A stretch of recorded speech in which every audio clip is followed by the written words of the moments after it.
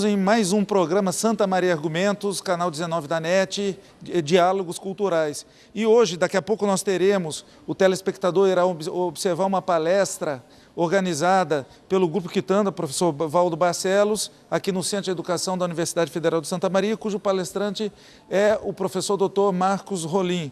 Professor Valdo, qual é a ideia desse seminário de educação, intercultura e de direitos humanos? Qual é a ideia, o objetivo geral do seminário? Obrigado, Giovanni, pelo convite. Obrigado, Marcos, por ter aceitado o convite de vir aqui. Na verdade, essa atividade de hoje faz parte da abertura do seminário, né? Educação, Intercultura e Direitos Humanos. É um seminário que eu estou ofertando para o PPGE, do Centro de Educação e da Universidade Federal de Santa Maria.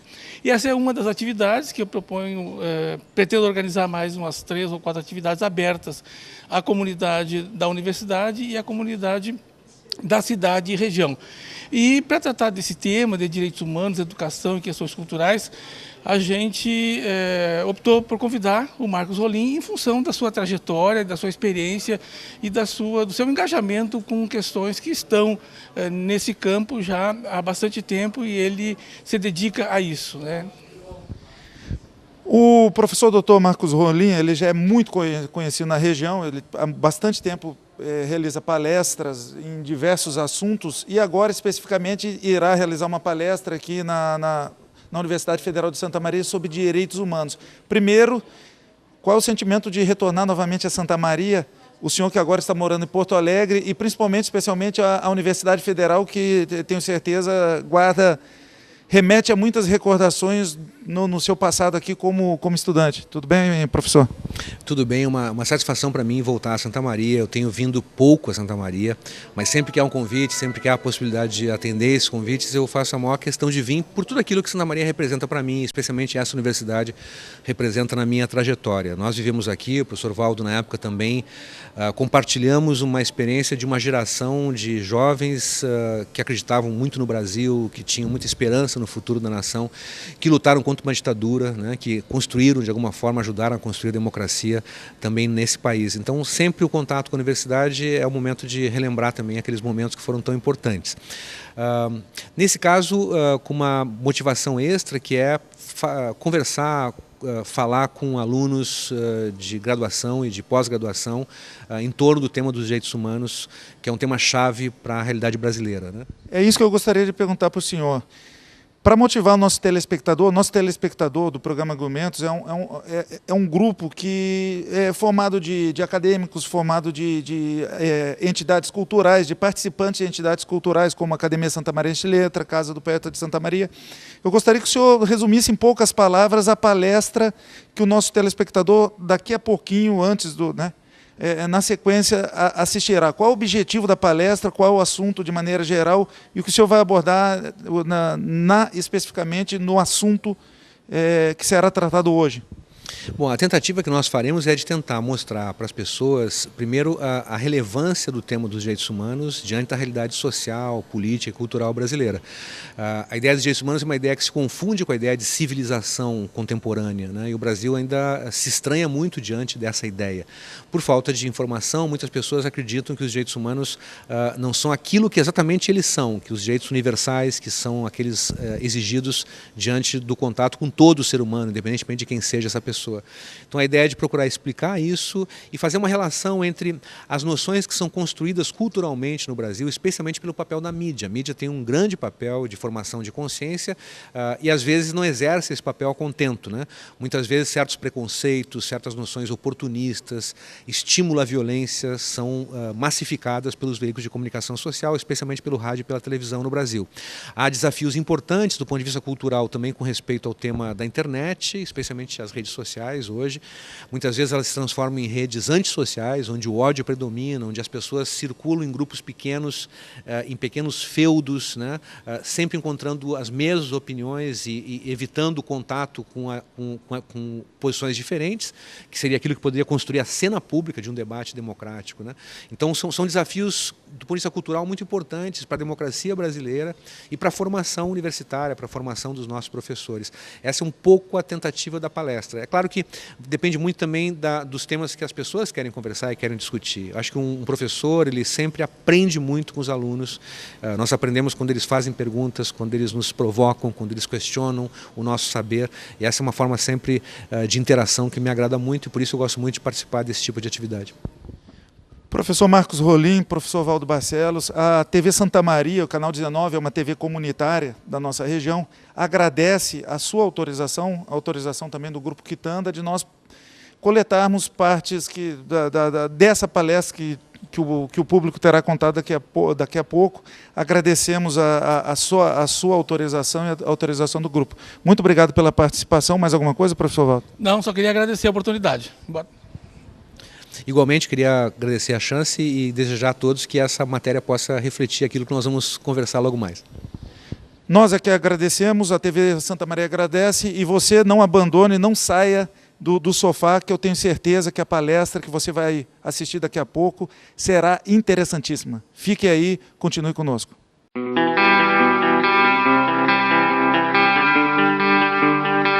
Informativo Casa do Poeta Santa Maria. Apoio Cultural, Bela Trento Restaurante e Pizzaria e Membuí Corretora de Seguros. Livraria Casa da Cultura. Olá, senhores. Continuo aqui hoje falando sobre o meu trabalho representando a Casa do Poeta de Santa Maria. Estive falando a vocês sobre os livros que fiz pela Lei do Incentivo à Cultura. Falei sobre 2, agora vou falar sobre mais 2.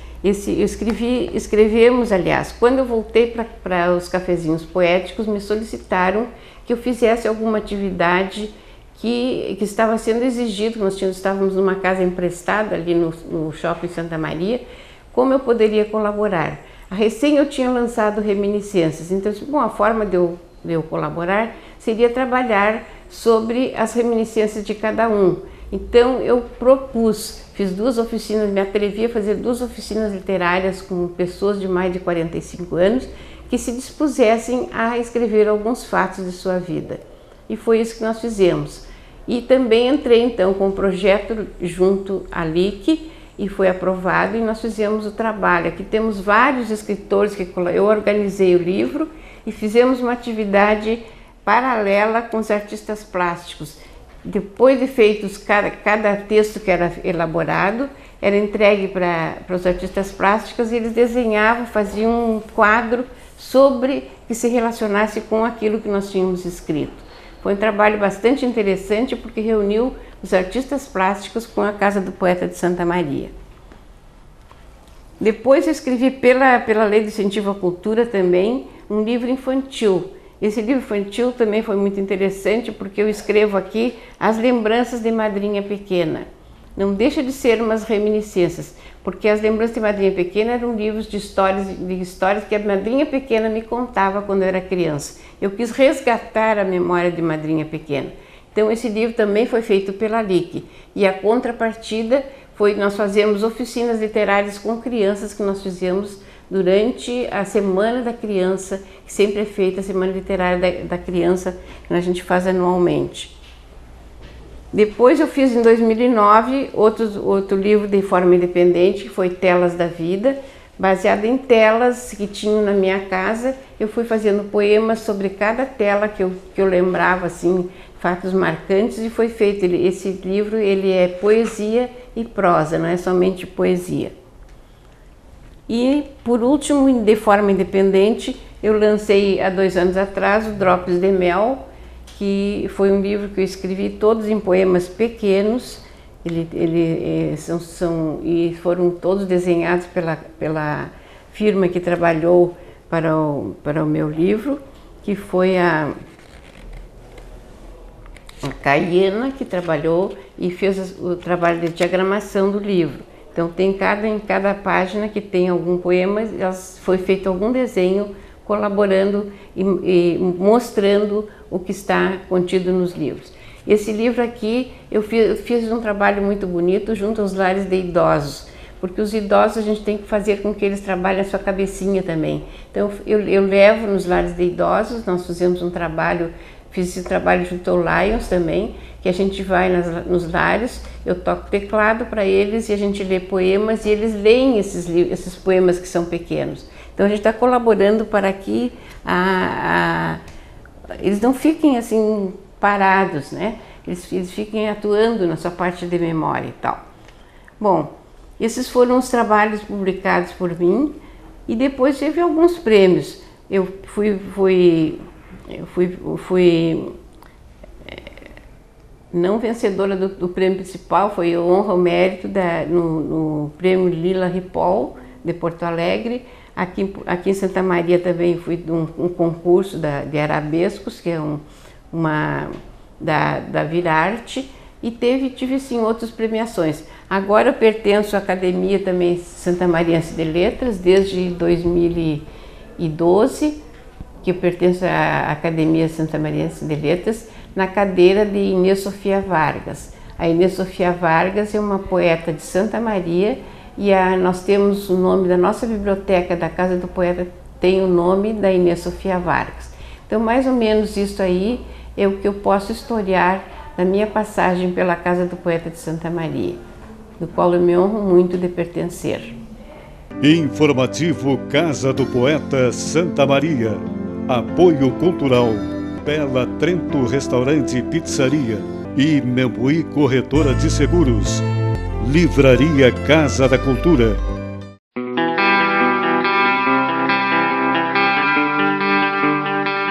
Bom, mas essa história de murar, de gradear, enfim, faz com que as pessoas fiquem isoladas nas suas casas cada vez mais e não saindo à noite, elas não se reúnem mais comunitariamente. Quando é que as comunidades fazem reunião? Só pode ser à noite, porque durante o dia as pessoas trabalham, no final de semana é mais complicado. Então, reunião é à noite. Aí tu não tem mais reunião nas comunidades, porque as pessoas têm medo de sair de casa à noite e serem assaltadas. Então, o medo fragmenta essa experiência das pessoas em suas casas e desempodera as comunidades. Elas vão perdendo poder de organização, de associação, por conta desse medo. Por fim, nós temos um efeito muito importante, que é o seguinte: se eu vivo numa região ou numa cidade, e eu imagino que essa região, essa cidade é especialmente violenta, ela é muito mais violenta que as outras, a ideia que eu começo a ter é o seguinte: eu preciso sair daqui, eu tenho que me mudar para um lugar mais seguro, né? Bom, quando muitas pessoas pretendem se mudar daquele lugar para um lugar mais seguro, o que começa a acontecer na vida delas naquela comunidade? A primeira coisa que acontece é o seguinte: elas não investem mais nada naquela comunidade. Elas não vão mais reformar sua casa, não vai mais pintar, não vai mais cuidar do pátio, não vai mais cuidar do lixo na rua. Por quê? Porque ela vai sair dali, ela quer sair dali. Por que vai gastar dinheiro com um local que ela pretende abandonar? Se toda uma comunidade pensa assim, essa região começa a se degradar, porque não há mais investimento e cuidado com ela. Isso vai permitindo que novas chances de criminalidade se agreguem a esse espaço. Bom, mas as pessoas todas não vão sair desse lugar, porque a grande maioria não pode sair dali, né? Não tem recursos para sair dali. Quem vai sair dali? Quem vai sair dali é quem tem um pouco mais de dinheiro, um pouco mais de grana. Então, o pequeno empresário, o cara tem um negócio, tem uma padaria que já foi assaltado 3, 4 vezes, o cara tem uma certa economia, esse cara sai. Ele vai para outra cidade ou para outro bairro. Quando ele sai dali, ele não leva os empregados com ele. Ele vai contratar gente no lugar onde ele vai abrir o seu novo negócio. Então, o medo expulsa investimentos e expulsa empregos. Se eu digo, essa cidade é a mais violenta do Rio Grande do Sul, e todo mundo acreditar nisso, ela será a cidade mais violenta do Rio Grande do Sul em alguns anos. Esse é aquilo que na sociologia a gente chama das profecias que se autocumprem, né? Há certas coisas, certos fenômenos que acontecem quando nós dizemos que eles irão acontecer. Né? Isso não tem uma magia, isso é pura sociologia. Né? Se um grande economista chegar aqui em Porto Alegre, fazer uma entrevista na emissora de rádio, e alguém perguntar para ele: doutor, sendo ele uma pessoa muito reconhecida na economia, claro, tem que ter essa credibilidade, né? O que o senhor acha da crise econômica que o Brasil está vivendo? A propósito, qual é a sua opinião sobre o Banrisul? E aí esse grande economista fala assim, no ar: olha, eu prefiro não dar opiniões sobre o Banrisul, porque os dados que eu tenho são tão ruins que é melhor não falar sobre o Banrisul. Bom, ele está se insinuando que o Banrisul pode vir a falir, né? Ele sugere isso na emissora de rádio. O que vai acontecer com o Banrisul? Vai quebrar. Em 2 dias ele vai quebrar. Porque essa notícia vai se espalhar rapidamente, as pessoas correntistas vão ficar apavoradas que o seu banco vai falir, todos vão ao banco retirar o seu dinheiro, e se todos fizerem isso, o banco pegou em 2 dias. Né? É uma profecia que se autocumpre. Há várias coisas que são assim, pessoal, a gente tem que ter muito cuidado com as coisas que a gente fala. Há uns anos atrás, muitos anos atrás, na Inglaterra, um grupo de pesquisadores entrou numa escola, na área da educação, acho que é muito importante, Paulo, sobre direitos humanos, né? Os caras fizeram uma pesquisa, daquelas falsas que hoje não se faz mais, né? Motivação escondida, né? Que hoje os comitês de ética não permitem, né? Mas a história foi o seguinte, eles entraram na escola e falaram para a direção da escola que iriam aplicar um questionário sobre os alunos, e que esse questionário era para descobrir quais eram os alunos com maior potencial de aprendizagem e quais eram os alunos com maior dificuldade de aprendizagem. A direção da escola achou interessante, a pesquisa autorizou. Eles entraram na sala de aula e aplicaram o questionário. O questionário era um monte de bobagem, perguntas assim, aleatórias, no futebol, só bobagem. Né? A gurizada se divertiu respondendo, entregou os questionários, eles pegaram o questionário e botaram fora. Né? Isso aí é todo um H na pesquisa. E pegaram a lista dos alunos e aleatoriamente separaram lá um grupo de 10 e disseram, esses aqui nós vamos dizer que são os de melhor condição de aprendizagem. Aleatoriamente 10, esses aqui são os de maior dificuldade. Voltaram, daí alguns meses na escola, e entregaram o resultado da pesquisa para a direção. Olha, está aqui o que nós descobrimos. Né? Esse grupo de 10 aqui são os de menor condição de aprendizagem, esses aqui são os que têm mais dificuldade. Muito bem, muito obrigado. Bom. Aí eles voltam na escola um ano depois e pedem para ver as notas dos alunos. E o que eles descobrem, um ano depois? Que aqueles alunos que eles disseram que tinham a melhor condição de aprendizagem tinham as notas mais altas da escola, e aqueles que eles apontaram com maior dificuldade ou tinham as piores notas da escola. O que possivelmente aconteceu, isso é um estudo muito interessante, como a informação se disseminou entre os professores, possivelmente os professores passaram a dar muito mais atenção para os alunos tidos como de maior potencial e muito menos atenção para aqueles de maior dificuldade. Alguém diz, esse aqui nem adianta me esforçar muito, então total vai aprender menos. E é caso perdido. Bom, e aí tu aumentou esse gap e criou essa diferença. É muito provável que tenha sido isso. Eu digo isso porque ainda hoje nós temos no Brasil alguns professores, professoras, né? Eu não sei o que acontece com essa gente que passa tanto tempo na universidade, sai daqui e não aprende nada, mas enfim, não sei se é um problema dele, se é da universidade, se é do professor, alguma coisa está acontecendo que ele tem que investigar. Mas um professor formado em pedagogia, que chega numa sala de aula, como eu já vi, e vira para um aluno e fala, vocês vão ser bandidos. Estão aqui, nós vamos ser bandidos. Tem jeito. Quer dizer, isso pode ser uma profecia que se autocumpre. Quer dizer, os alunos podem se convencer mesmo que não tem nenhuma alternativa a não ser sair da escola e entrar para o tráfico, etc, etc. Infelizmente, essas coisas são muito comuns no Brasil.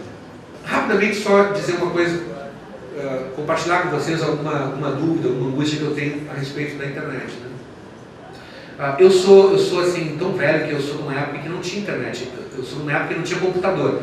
Quando eu me formei aqui na Universidade Federal de Santa Maria, essa história é muito engraçada, mas eu me formei aqui, sei lá, no século passado, não lembro qual é o ano. E quando eu estava saindo daqui, a universidade comprou o primeiro computador da universidade. Quando surgiu a internet, eu e muitas outras pessoas, a gente ficou tão entusiasmado com essa história, porque a gente pensava assim, caramba, isso aqui vai ser uma revolução tão grande. O que aconteceu na prática não foi isso. Aconteceu uma outra coisa, não é culpa da internet. Tem a ver muito com a gente, com a forma como a gente usa essas coisas. Mas o que aconteceu, na verdade, no Brasil isso é muito sensível, não sei se nos outros países acontece também assim, suspeito que sim, mas o que aconteceu entre nós foi o seguinte, a internet não democratizou o acesso à cultura, a internet ampliou a distância entre as pessoas com respeito à cultura.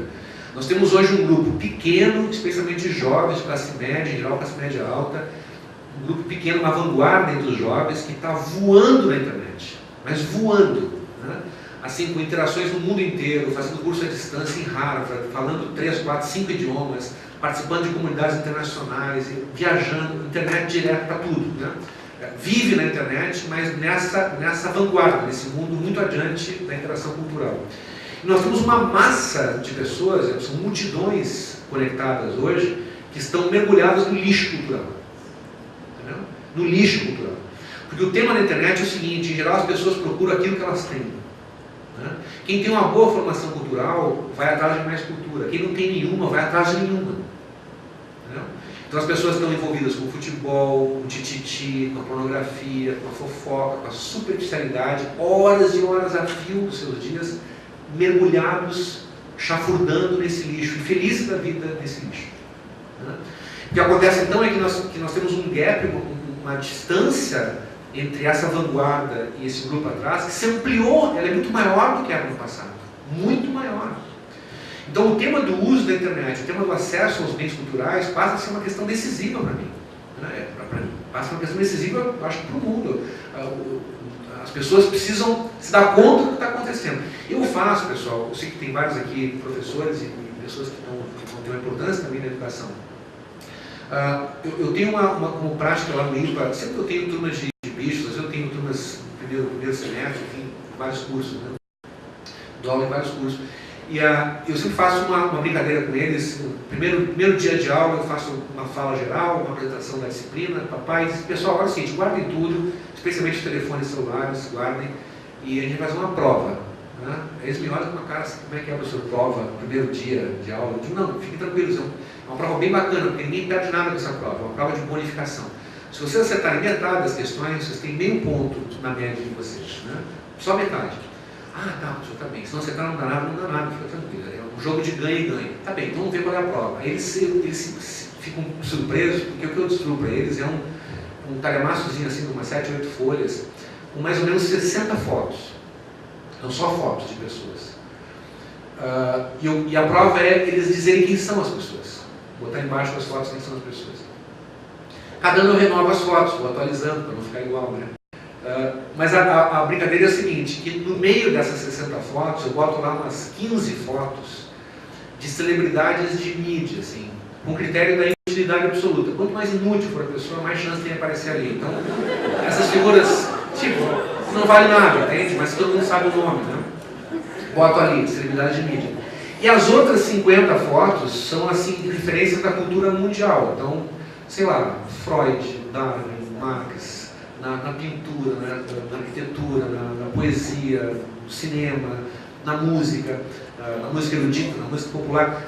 Gente assim que mudou o mundo, né, pela sua qualidade, lideranças políticas importantes, tal, grandes figuras da humanidade. Né? O que acontece? Eles vão responder, né, poucos conseguem fazer a metade, sempre tem um que outro que faz, né, consegue fazer mais da metade das fotos, mas todos eles se dão conta, especialmente depois que a gente corrige, assim, tipo, a última vez agora, essa semana, eu fiz uma turma do direito, foi engraçadíssimo. Todos eles acertaram quem era Sérgio Malandro. Ninguém identificou Freud. Aí eu digo, vocês estão percebendo qual é o problema? Não é um problema de vocês. Isso é o que a mídia faz com a gente. Porque essas figuras que são importantes no mundo não estão na internet, não estão, quer dizer, estão na internet, mas não estão na mídia que vocês acessam, não estão na televisão especialmente, não estão, né, no dia a dia. Mas essas outras unidades estão o tempo inteiro. E essas vocês conhecem, pode salteado, ator da Globo, BBB, tá lá, os caras sabem os nomes, gente.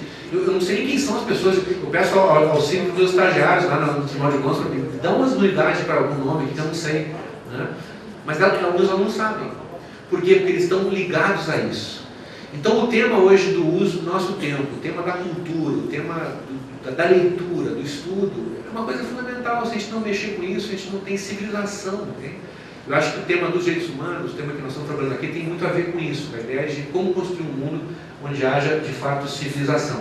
Primeiro, tu falou uma coisa interessante sobre essa história de mudar o país, que nós não podemos mudar o país. Individualmente, nenhum de nós pode. Nem o Sérgio Moro. Ele tem hoje, eu acho, uma importância grande, assim, em eventuais mudanças do Brasil. Grande. Mas ele não vai conseguir mudar sozinho. A mudança de um país envolve um conjunto muito grande de outros fatores, de uma obra coletiva.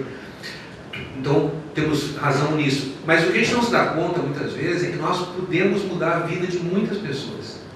Muitas. Né? E um professor, especialmente, pode mudar a vida de muitas pessoas.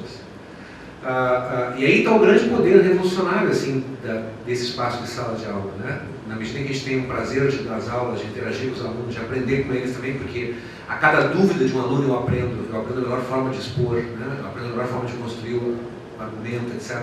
Então a gente está sempre numa interação, e quem faz isso para valer, eu acho que pode, de fato, contribuir muito para a mudança de vida das pessoas. Uma das coisas que mais me dá prazer, claro, ao mesmo tempo que dá uma certa dor, porque eu me dou conta da idade, do tempo que vai passando, mas quando eu recebo assim, alguém diz assim, pô, eu ouvi uma palestra tua 30 anos atrás, né, e isso mudou a minha vida, isso fez eu abrir os olhos para tal coisa, eu acho que isso é muito legal. Os professores têm, todos eles têm relatos disso, né, e acho que a prova a gente pode mudar a vida das pessoas. Sobre o pensamento na academia, o João levantou, tu retomas o tema, acho que é um tema muito, acho importante, né? Eu tenho que tomar muito cuidado, assim, ao falar, ao responder essa pergunta, porque eu não quero gerar ódios, não quero despertar iras, né? Mas é importante destacar uma coisa que eu acho que tem que ter algum significado, né? Vocês sabem, todos vocês sabem, que o marxismo, como teoria, especialmente como movimento revolucionário, como movimento de inspiração utópica, etc., ele foi rigorosamente banido da história já há algum tempo, né? Algumas décadas já. No sentido de que ele não tem pertinência nenhum. Em nome do marxismo falam hoje um grupo pequeno de ditadores no mundo, né? Alguns deles patéticos. A Coreia do Norte conseguiu construir a primeira dinastia comunista.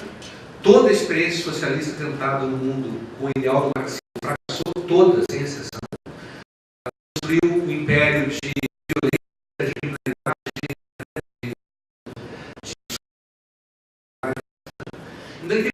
aquilo que as intenções do Marx e do Engels, independentemente que era a crítica ao capitalismo, né, correto no sentido de o capitalismo ser um sistema que realiza sistematicamente a concentração de riquezas, etc., a desigualdade social, tudo isso que a gente sabe. O fato é que esta doutrina, essa concepção, essa teoria, ela fracassou ao tentar mudar o mundo. Onde mudou para pior, né? E foi, portanto, alijada da história.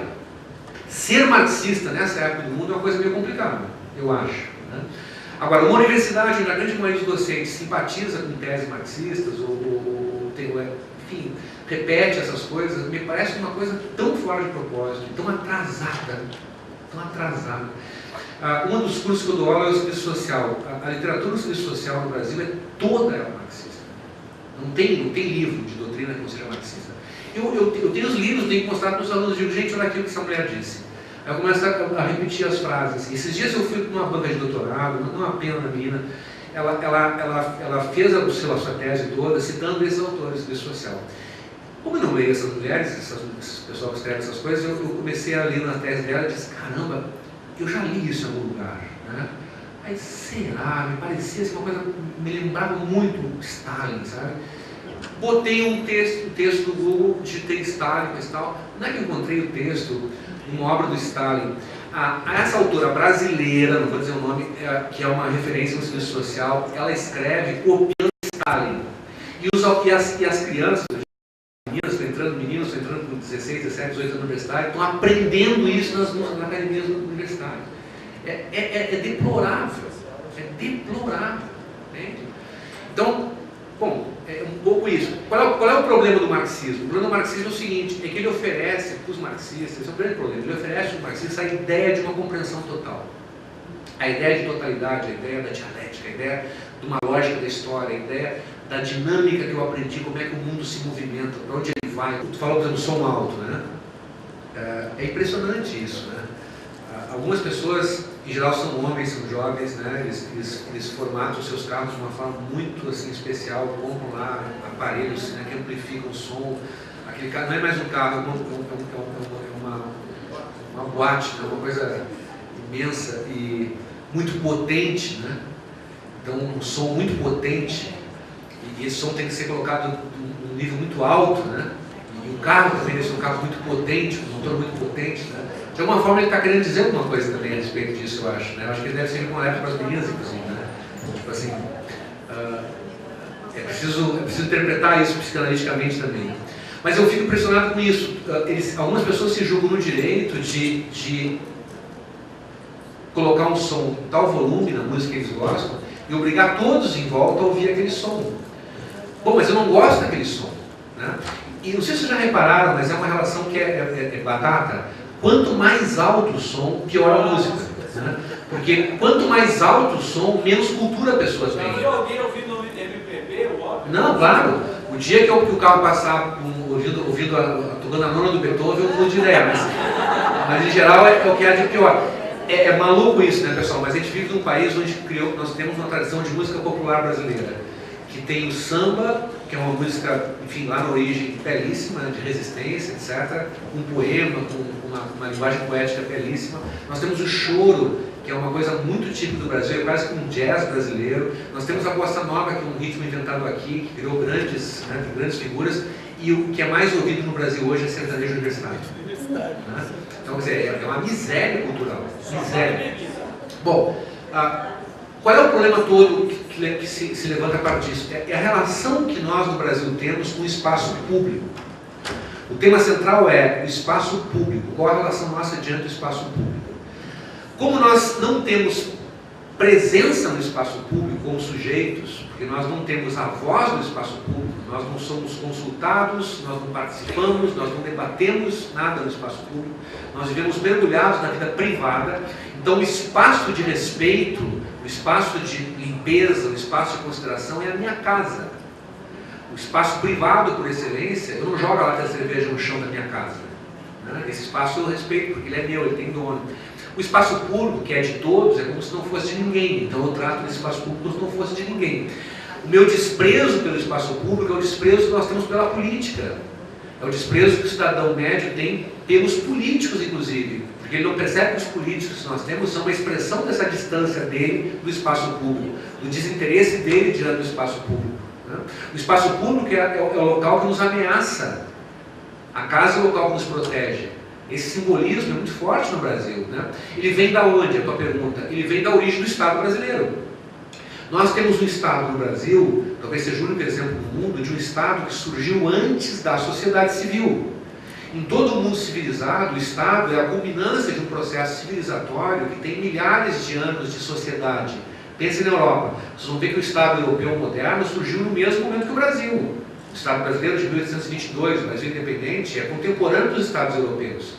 Nessa época, no século XIX, que surge o Estado italiano, alemão, todos eles surgem mais ou menos nessa época, o Estado moderno.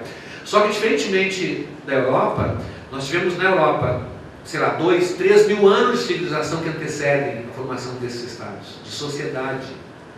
No Brasil não havia sociedade. O que houve aqui foi uma transposição do Estado português.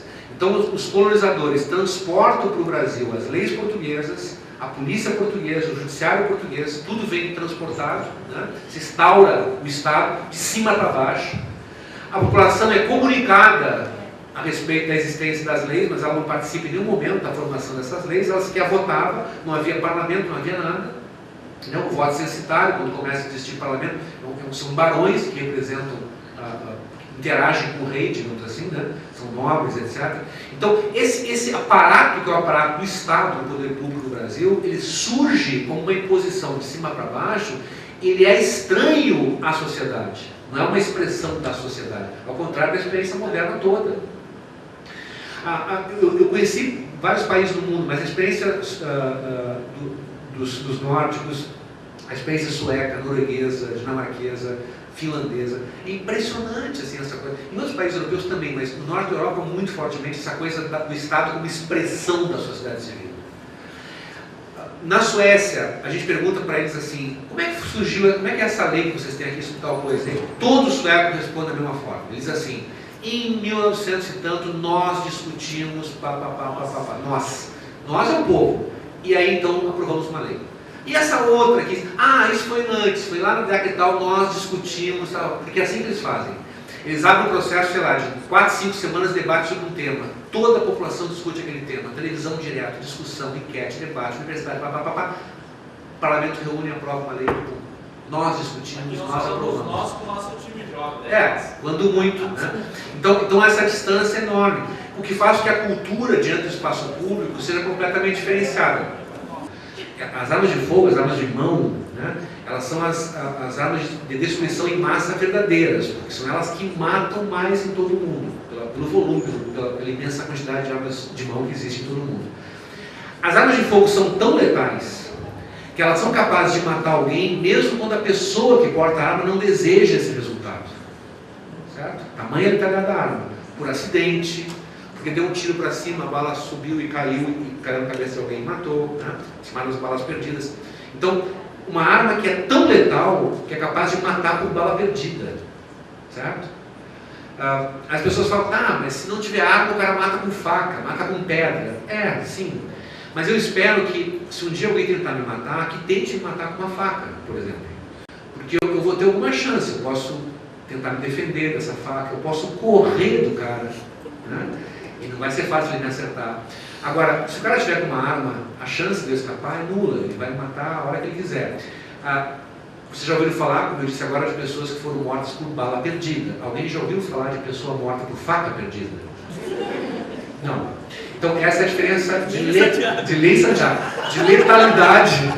Letalidade. Uma é muito letal, a outra tem baixa letalidade. Então faz uma enorme diferença do ponto de vista do número de mortes. Não de violência, a violência pode continuar a mesma, mas o número de mortos cai se o número de armas cai, né? Então por isso a gente deve reduzir muito.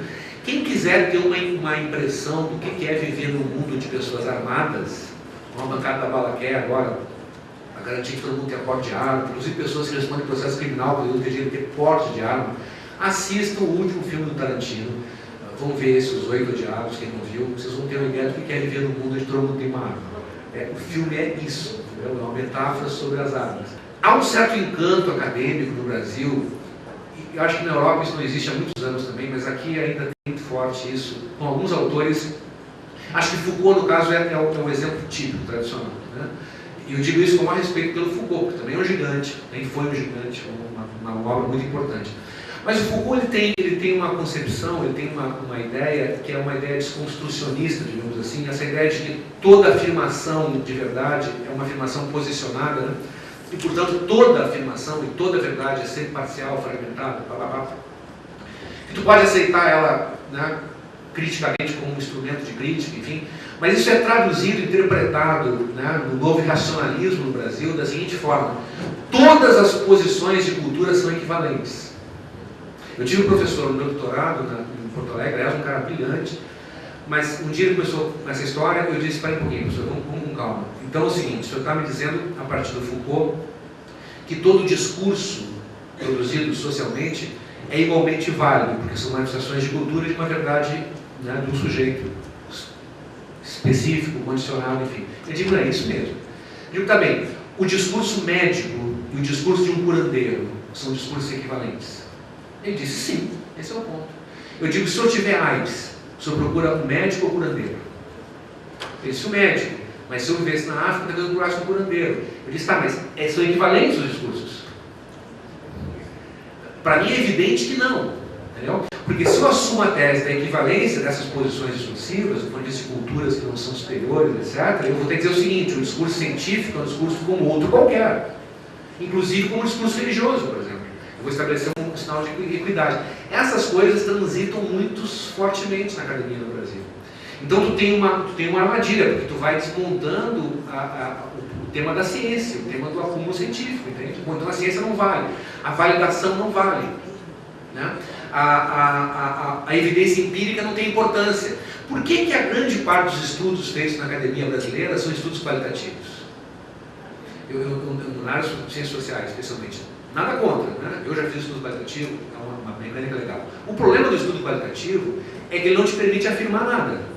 O estudo qualitativo é um estudo de percepção, ele vai abrindo espaço, vai sugerindo coisas, vai te dando hipóteses. Mas se eu não tiver estudos quantitativos, eu não tenho inferência, eu não tenho como afirmar nada. No Brasil, nas ciências sociais, se considera, a grande parte da academia do Brasil considera que estudos quantitativos são positivistas.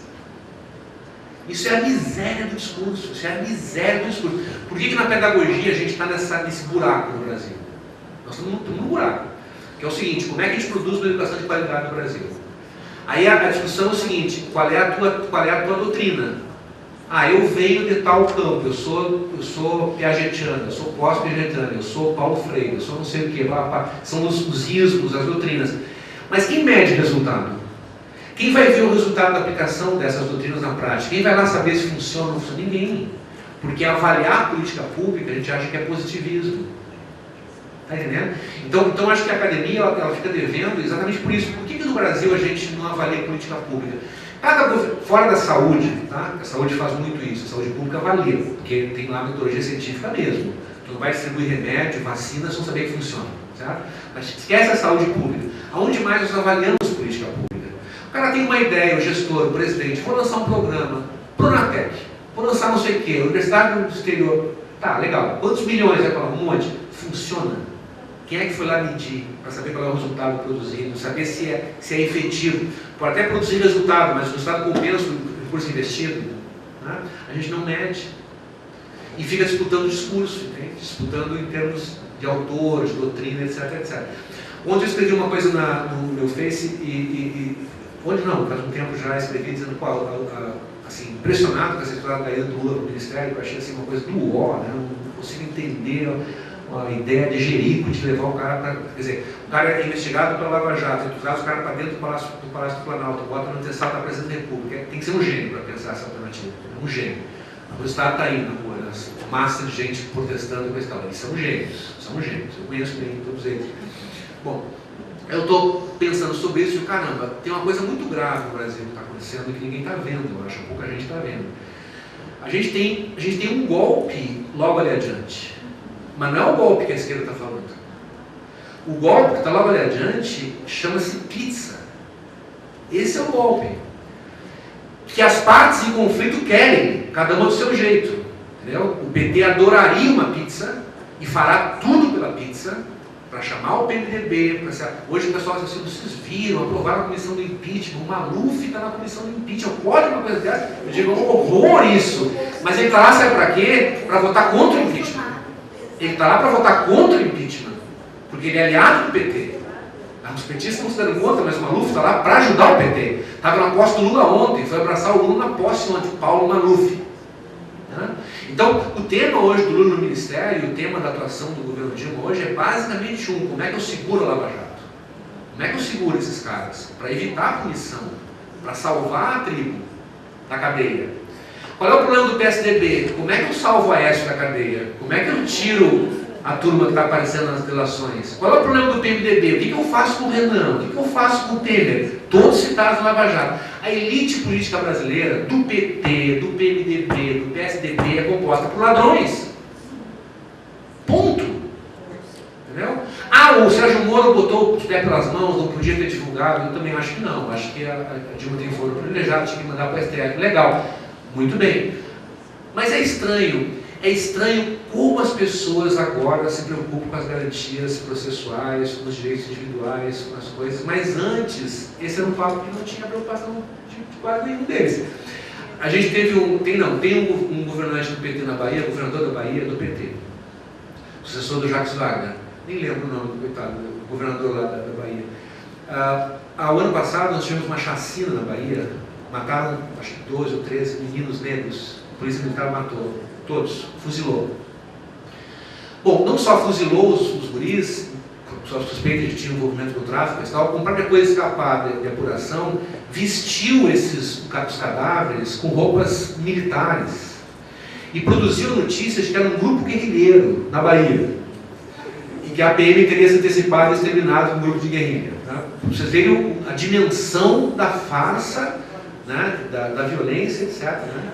Bom, o tal do governador do PT na Bahia vai à imprensa e dá uma seguinte declaração. Ele diz o seguinte: estão criticando os policiais que atiraram e mataram e tal, mas, gente, vocês têm que entender que um policial não está diante de um criminoso, é que nem um centroavante diante do gol.